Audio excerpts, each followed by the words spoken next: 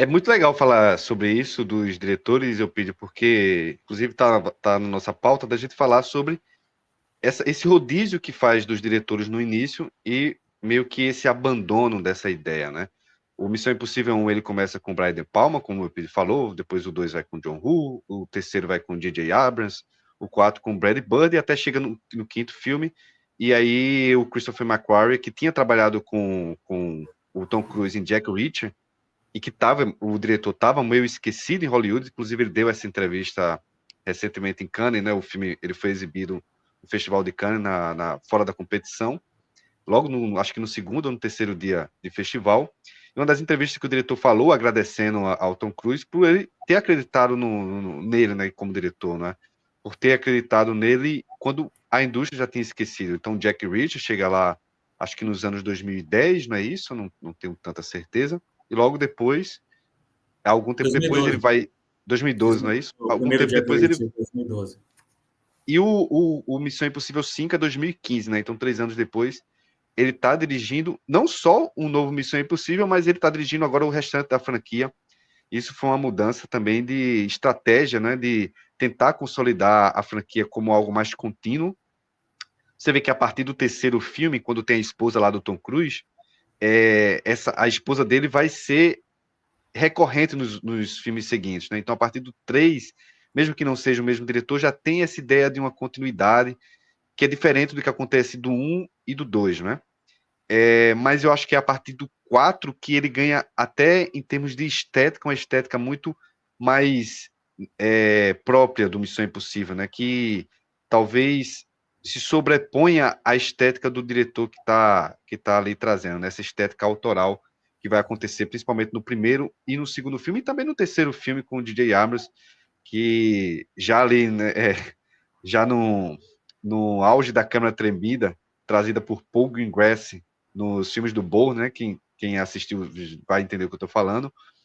A franquia Bourne, ela introduz essa câmera tremida, introduz no sentido de ela coloca e isso acaba se consolidando em Hollywood, nos filmes de ação, e isso é facilmente percebido no terceiro filme, além de ter, na minha opinião e na opinião de várias pessoas, o melhor vilão da franquia, e, na minha opinião, agora, uma das melhores cenas do Missão Impossível, que é a invasão lá do Vaticano, né? Mas, enfim, estou dizendo que isso tudo porque o filme ele começa a ganhar essa estética a partir do 4 com Brad Bird, e principalmente no 5 ele vai tendo, talvez até contornos de fórmula, vamos dizer assim, mas que funciona muito bem justamente porque são as cenas de ação, são as inventividades de ação, é a entrega de Tom Cruise no papel de Ethan Hunt, são essas cenas que se tornam marketing do filme, né? Que Cid já falou, que vira a grande marca do Missão Impossível, né? Não muito a trama, não muito a questão de estilo, que também ainda é importante, mas é muito mais as cenas elaboradas de ação, as cenas mirabolantes de ação que o Tom Cruise e que naturalmente o Ethan Hunt vai se colocar para poder salvar, muitas vezes no último minuto, a humanidade, né? Ou parte dela. Então, é muito interessante essa troca de diretor e essa mudança de estratégia. Eu acho, na minha opinião, e o Cid pode complementar depois, é que o filme ele ganha com isso, né? Eu gosto muito do primeiro Missão Impossível, gosto muito menos do segundo, mas eu acho que o filme, essa consolidação do personagem e do filme, e essa estratégia de trazer o filme mais para as cenas de ação como principal foco, né? As cenas de ação serem pensadas antes até da trama, o filme tende muito a ganhar. A gente vai entrar isso um pouquinho depois, mas eu acho que o filme perde um pouco com isso, justamente por estar saindo um pouco desse foco na ação nos últimos dois filmes, e a gente vai entrar um pouco mais nisso, um pouco mais na frente. Mas eu queria chamar a Ciri também para falar um pouquinho sobre esse rodízio dos diretores que a franquia acaba adotando no início e esse abandono logo depois. Como eu falei na minha outra fala, eu gosto muito dessa ideia inicial, talvez muito pelo fato da escolha dos diretores, né? Você tem o Brian De Palma apresentando um estilo de filme muito peculiar, depois você tem o John Woo, como eu falei, trazendo essas cenas de ação muito ligada ao cinema que ele fazia em Hong Kong, e por fim você tem uma estética diferenciada ali do J.J. Abrams. Para mim, o pior filme é justamente o quarto, do Brad Bird, né? E acho que mais para o fim a gente traz aqui um ranking de cada um da gente aqui sobre dos filmes da franquia. Mas eu preciso assumir que quando o Christopher McQuarrie ele assume, né, nos últimos 4 filmes, ele vai assumir lá em 2015 com Nação Secreta, eu acho que é ali que começa, de fato, mesmo que a gente tenha do terceiro para o quarto ainda um resgate da ideia da esposa do Ethan Hunt, né, que se eu não me engano é a Julia, eu acho que vai começar mesmo um pouco mais direto, um pouco mais claro a continuidade, essa ideia de continuidade justamente com Christopher McQuarrie, né?